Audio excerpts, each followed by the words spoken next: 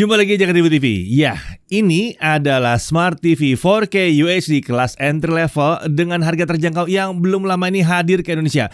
iFalcon 55U62. Sesuai dengan namanya, layarnya cukup besar ya, 55 inci. Sistem operasinya udah pakai Google TV. Fiturnya ini menarik nih. Ada Google Assistant, ada Chromecast built-in, HDR, HDMI 2.1, eARC, dan masih banyak lagi. Menariknya, semua itu bisa didapatkan dengan harga 5 jutaan aja.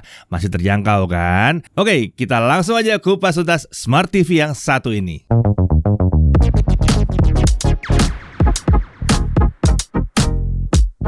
Ya, iFalcon. Merek ini lahir tahun 2017 yang lalu dan baru saja hadir resmi ke Indonesia. Mereka hadir dengan mengusung jajaran Smart TV yang terjangkau dengan fokus ke kalangan muda yang ingin TV dengan teknologi terkini.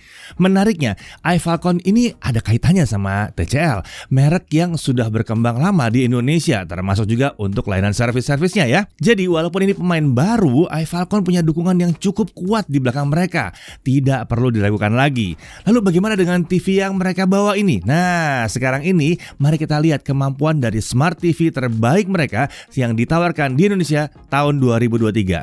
Seri 55U62. Kita mulai dari paket penjualannya. Nah, di sini terlihat ya bahwa ada unit TV-nya. Lalu ada 2 buah stand untuk TV lengkap dengan bautnya. Ada kabel power, ada kabel konverter RCA 3,5 mm ke 3 RCA, ada Bluetooth remote control disertai dengan baterainya. Lalu ada paket dokumen. Nah, iFalcon 55U62 ini hadir dengan gaya modern dengan bezel di sekeliling layar yang tipis yang disebut juga sebagai desain edgeless. Tebalnya hanya sekitar 0,9 cm saja untuk sisi kiri, atas, dan kanan layarnya ya. Nah, kalau untuk bezel bawah layar ini tebalnya juga nggak jauh beda di 1,3 cm. Memang lebih tebal dari 3 sisi lainnya, tapi wajar ya untuk sebuah TV. Ada area yang sedikit menonjol di area tengah bezel bawah. Area ini adalah tempat sensor infrared dari TV yang satu ini. Untuk stand, TV ini menggunakan desain stand berbentuk V terbalik yang ditempatkan di ujung kiri dan kanan TV. Kurang lebih bentuknya seperti ini ya. Nah, stand ini hanya mengangkat TV sekitar 5 cm saja dari permukaan. Jadi kalau kita mau pakai soundbar, kita nggak bisa menempatkannya di bawah TV. Harus di depan TV ya. Ditempel lah ke TV-nya bisa. Nah, beralih ke sisi belakang, ada 4 lubang wall mount dengan standar VESA 200x200 mm. Sementara konektor-konektor I/O ada di sisi kiri, area menonjol di belakang TV ini menghadap ke kiri ya. Untuk konektor power atau AC input ada di sisi yang berlawanan menghadap ke kanan. Untuk dimensinya lebar 122 cm, tinggi 70,4 cm dan tebal atau kedalamannya kurang lebih 8,1 cm untuk bodi TV-nya. Bobot TV ini hanya sekitar 10 kg aja, relatif ringan ya, tapi konstruksinya menurut kami terbilang kokoh sih. Nah, untuk spesifikasi layarnya tentunya sesuai dengan namanya 55 inci. Resolusi layarnya adalah 4K 3840x2160 pixel. Refresh rate 60 Hz.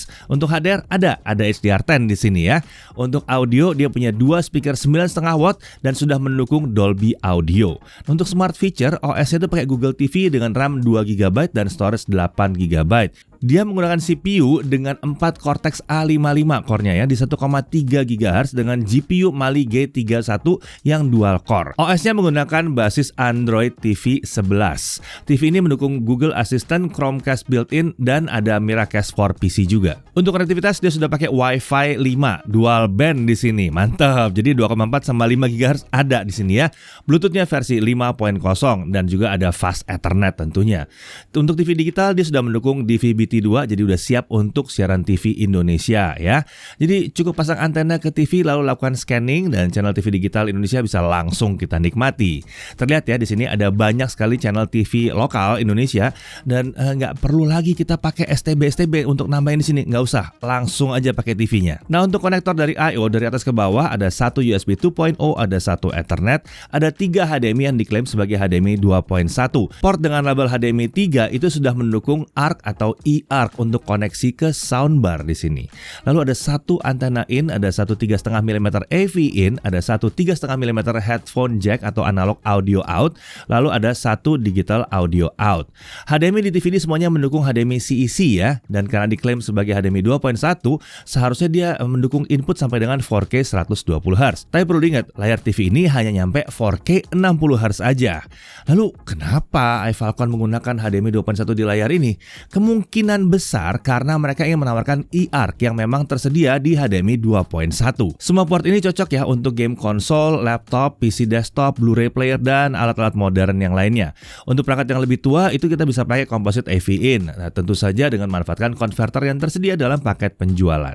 Nah, seperti Smart TV dengan Google TV pada umumnya, ada setup awal yang harus dilakukan sebelum kita bisa menggunakan TV yang satu ini. Kita akan diminta menghubungkan remote ke TV melalui Bluetooth serta menghubungkan TV ke internet. Ya kan Smart TV kalau nggak connect ke internet, fitur-fitur smartnya jadi nggak terpakai kan? Jadi nggak smart kalau nggak nyambung ke internet. Setelah setup awal selesai, kita sudah bisa menggunakan TV ini untuk menikmati konten baik dari aplikasi maupun input dari perangkat lainnya. Nah, untuk aplikasi karena ada Play Store, aplikasi yang tersedia untuk TV ini melimpah tentunya ya. Aplikasi streaming konten populer tentunya ada semua di sini. Untuk navigasi tentu saja ada remote yang bisa kita gunakan. Remote TV ini hadir dengan tombol yang tidak terlalu banyak, khas TV modern, jadi nggak terlalu rumit ngeliatnya ya. Ada beberapa shortcut untuk langsung buka aplikasi streaming konten populer di sini. Ada juga tombol Google Assistant untuk memberikan voice comment ke TV ini. Cara pakainya seperti ini ya. Open Netflix. Opening Netflix.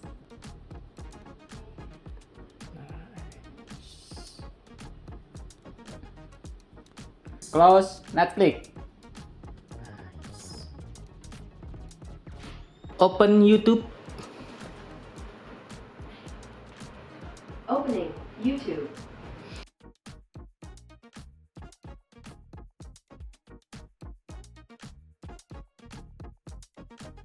Close YouTube.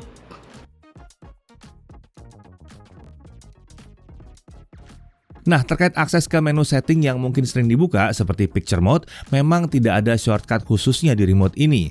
Tapi menu overlay yang tersedia terbilang cukup memudahkan akses ke pengaturan tersebut. Konten yang kita tonton juga tidak tertutup paksa saat kita mengakses menu pengaturan di TV ini. Jadi ini TV beneran menunya. Sebagai sebuah Google TV, perangkat ini tentunya mendukung integrasi ke Google Home. Selain itu, ada juga dukungan untuk Chromecast built-in. Kita bisa melakukan casting konten langsung ke TV ini dengan mudah.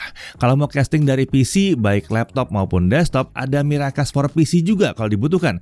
Jadi, ini bisa menjadi wireless display untuk PC kita. Nah, beralih ke USB, ini kita bisa gunakan untuk masang storage berbasis USB atau perangkat input seperti keyboard atau mouse. Sayangnya hanya ada satu port USB aja. Ini mungkin sedikit membatasi keluasan kita menggunakan TV yang satu ini ya. Untungnya masih ada Bluetooth. Jadi kita bisa menggunakan USB untuk storage, sementara keyboard dan mouse untuk navigasi itu bisa kita hubungkan via Bluetooth. Oh ya, untuk storage berbasis USB ini bisa juga digunakan menyimpan rekaman siaran TV digital melalui fitur PVR. Jadi bukan cuma untuk muter file-file video, audio, dan gambar langsung dari TV aja ya. Nah, lalu bagaimana dengan kualitas tampilan TV ini? Menurut kami terbilang mencukupi untuk sebuah Smart TV terjangkau di kelas harga 5 jutaan. Memang bukan yang terbilang luar biasa, tapi masih bisa diterima. Dan ini harusnya udah cukup lah ya untuk kalian yang mencari TV yang terjangkau. Sayangnya masih terlihat sedikit backlight bleeding di tepi layar. Ini bisa jadi sedikit mengganggu saat TV menampilkan konten yang gelap total gitu ya. Nah, untuk area gelap di sudut-sudut layar ini terbilang relatif nggak terlihat sih. Jadi vignetting itu nggak terlalu kentara di sini. Untuk viewing angle kalian merasakan ada pergeseran warna saat melihat ke TV ini dari samping. Untungnya ukuran TV ini cukup besar, jadi ini mengurangi kemungkinan kita terpaksa nonton TV dari samping ya. Kemungkinan besar kita akan menonton dari arah depan sekalipun kita pakai TV ini untuk nonton beramai-ramai. Untuk preset picture mode tersedia mode vivid, low power, dan beberapa preset tampilan yang bisa dipilih sesuai dengan konten yang ditonton. Kami coba ukur color gamut layar TV ini di mode vivid. Hasilnya coverage sRGB-nya ada di kisaran 75%. Masih bisa dimaklumi lah ini ya, mengingat harganya yang memang kelas terjangkau ini ya. Sementara untuk tingkat keseruan tampilan layar ini belum bisa dibilang tinggi, hanya sekedar mencukupi sajalah. Jadi sebaiknya memang tidak diletakkan berlawanan dengan jendela yang terang banget ya. Kalau ruangannya tertutup, ya ini nggak ada masalah sebetulnya. Nah, saat kami mencoba mengukur tingkat kecerahan layar, memang TV ini ternyata hanya menawarkan sampai sekitar 180 nit saja. Lalu bagaimana dengan upscaler? Nah, kalau untuk AI upscaler sayangnya emang belum tersedia di TV ini. Jadi kalau menonton video dengan resolusi 720p atau 1080p, gambar akan terlihat kurang tajam aja di situ. Nah, kalau HDR gimana? Nah, TV ini mendukung HDR. Saat dicoba dengan YouTube, tampilan HDR-nya masih belum terlihat prima ya. Wajar ya, mengingat brightness-nya memang nggak tinggi-tinggi amat, tapi seenggaknya bisa ditampilkan. Untuk audio, speaker bawaan TV ini sayangnya terasa di bawah yang kami harapkan. Suaranya masih terasa relatif agak kasar, tapi volumenya memang cukup nyaring. Untungnya TV ini punya banyak opsi untuk penggunaan speaker. Bisa lewat analog audio out, digital audio out, dan bisa pakai HDMI ARC atau eARC tadi. Nah, sekarang kita coba menggunakan soundbar dengan menyambungkan HDMI ke eARC ya. Nah, TV ini bisa mengenalnya dengan baik dan audio langsung dialihkan ke soundbar.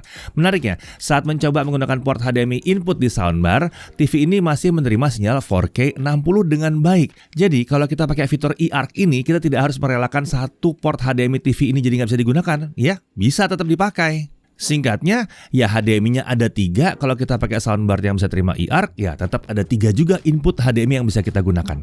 Oh ya, terkait input HDMI secara umum, kita bisa menggunakan 4K 60 HDR di semua port. Nggak perlu mengganti setting apapun untuk itu. Saat menghubungkan TV ini ke PC, akan muncul preset tampilan PC di Picture Mode. Nah, menariknya, saat menggunakan preset ini, color gamut layar yang kami dapatkan ternyata sedikit lebih baik daripada mode Vivid. Bisa mencapai sekitar 85% coverage sRGB. Sayangnya mode ini hanya tersedia saat menggunakan input HDMI saja. Nah, bagaimana kalau TV ini dipakai buat main game? Tentu saja bisa. Dari PC desktop, laptop, maupun game konsol, itu bisa. Ada preset game yang tersedia yang tentunya dioptimalkan untuk input lag yang rendah, sehingga kenikmatan mainkan game itu tidak terganggu di sini. Nah, untuk konsumsi daya, TV ini terbilang menggunakan daya yang rendah. Di mode Vivid, konsumsi dayanya hanya sekitar 82 watt saja. Sementara saat menggunakan mode low power, konsumsi daya turun sekitar 64 watt saja jadinya. Jadi masih ada di bawah 100 watt mode apapun yang kalian pakai. Ini irit daya banget sih. Oh ya, kalau kita pakai HDR, konsumsi daya tetap 85 watt juga. Tetap nggak nyampe 100 watt juga. Nah, untuk harganya, saat ini TV iFalcon 55U62 dipasarkan di toko online resmi dengan harga kisaran Rp5.299.000. Jadi, terbilang relatif terjangkau ya nih ya. Nah, iFalcon memberikan garansi 3 tahun untuk TV ini. Oke, sekarang kita masuk ke hal yang perlu diperhatikan. Pertama, brightness layar terbilang agak rendah ya, membuat TV ini memang kurang cocok kalau ada di ruangan yang terang banget. Jadi, kalau ruangannya tertutup, nggak ada masalah. Dalam kamar, oh mantep ini sih ya. Lalu, tidak ada fitur AI Upscaler. Ini agak disayangkan ya, karena di ukuran layar sebesar ini tanpa adanya AI Upscaler yang mumpuni, gambar jadi kurang gitu mantep kalau resolusinya rendah. Kemudian kualitas suara speakernya tidak termasuk yang menggelegar. Jadi sepertinya kita butuh tambahan speaker ekstra kalau mau nonton film-film seperti action atau ya yang seru-seru gitu ya, yang butuh kemampuan suara yang menggelegar, ya harus nambah audio lagi tambahan ya. Selain itu, untuk yang berminat dengan TV ini perlu diperhatikan juga bahwa TV ini disebutkan menawarkan HDMI 2.1. Tapi ingat, itu sepertinya hanya untuk eARC-nya saja. Lalu TV ini menggunakan layar 10 bit, tapi itu bukan 10 bit murni ya, hanya 8 bit dengan frame rate control atau FRC. Tapi mengingat ini adalah sebuah TV yang harganya terjangkau, ya rasanya sih masih bisa dimaklumi. Dari sisi yang kami suka, jelas desainnya modern dengan bezel yang relatif tipis di sini. Udah support eARC, jadi ya udah siap kalau kita mau pakai soundbar. Bahkan yang kelas atas sekalipun nggak ada masalah di sini. Dia menawarkan 3 port HDMI yang seharusnya udah sangat mencukupi untuk TV dengan harga terjangkau seperti ini. Lalu dia sudah Google TV dengan dukungan begitu banyak aplikasi di dalam Play Store. Fiturnya juga terbilang menarik, ada Google Assistant, Chromecast built-in, Miracast for PC, integrasi Google Home, HDR, dan PVR juga ada di sini. Konsumsi dayanya, nah ini rendah banget. Ini TV 55 inci yang konsumsi dayanya rendah sekali. Lalu ya jelas dia udah siap untuk TV digital Indonesia. Kemudian jaringan service centernya luas dan bisa diandalkan, tersebar di seluruh penjuru Indonesia karena dia sudah terintegrasi dengan service centernya TCL ya. Nah, iFalcon 55U62 ini bisa dikatakan smart TV yang bisa dijadikan awal untuk yang ingin beralih ke smart TV atau yang ingin beli smart TV baru ya, tapi ingin yang layarnya relatif besar dan dananya terbatas. Di kelas harganya, Google TV dengan 3 port HDMI yang siap untuk 4K 60 memang masih jadi barang yang langka. Jadi ini adalah salah satu opsi yang bisa dijadikan pilihan khususnya untuk kalangan muda yang ingin mencari sebuah TV yang modern dengan layar yang cukup besar. Saya Deddy Irfan, Jangan Ribut TV.